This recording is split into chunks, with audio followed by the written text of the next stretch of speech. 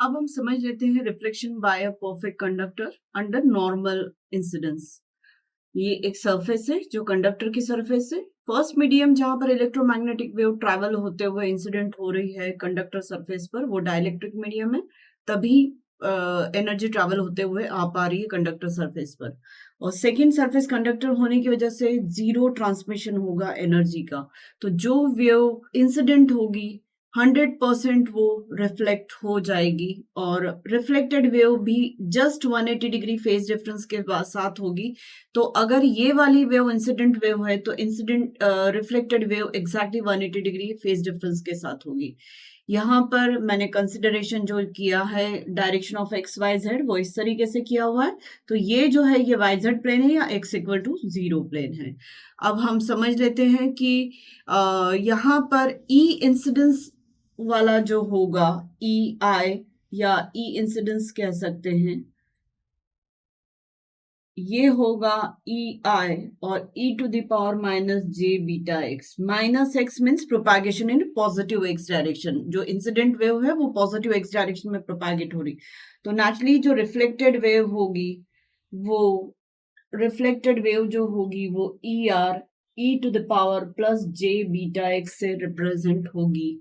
And we know that reflected wave is minus of incident wave, और तभी इन दोनों के कॉम्बिनेशन से स्टैंडिंग वेव फॉर्म हो रही है। इसे हम क्या कहते हैं? स्टैंडिंग वेव बोलते हैं।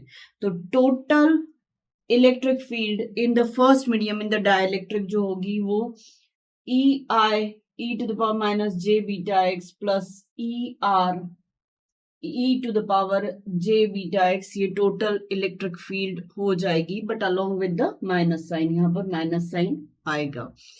इसके साथ ही अगर हम total E T in the direction of X, हम means propagation in the direction of X है, तो इस तरीके से मैं इसे लिख सकती हूँ E I minus 2j sine beta X. जब हम इसे ओपन कर देते हैं e to the power minus J beta X को और e to the power plus J beta X को, तो यहाँ पर अब मैं टाइम फेजर वाला फैक्टर भी अगर ऐड कर देती हूँ तो et जो है वो x और टाइम दोनों का फंक्शन है, और this is coming out to be real part of e total of x e to the power j omega T.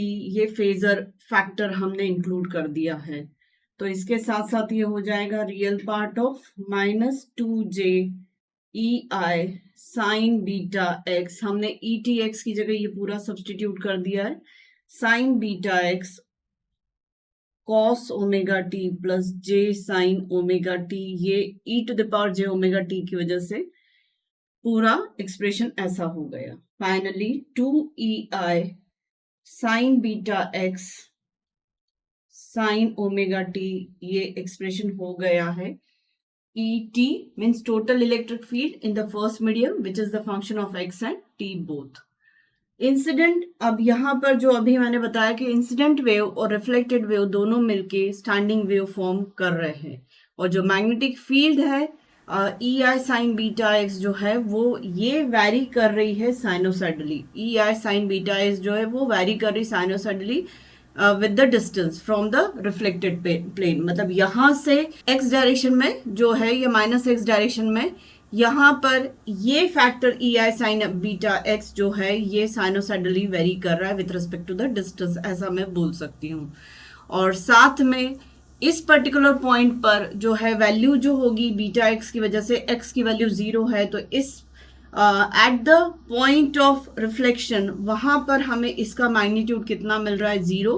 But जैसे जैसे आगे बढ़ते चले जाएंगे हमें इसका मैग्नीट्यूड बढ़ता हुआ मिलेगा बिकॉज ऑफ द एक्स, पर इट वुड बी साइनोसाइडल, मतलब पॉजिटिव से नेगेटिव मैक्स की तरफ जाता हुआ मिलेगा।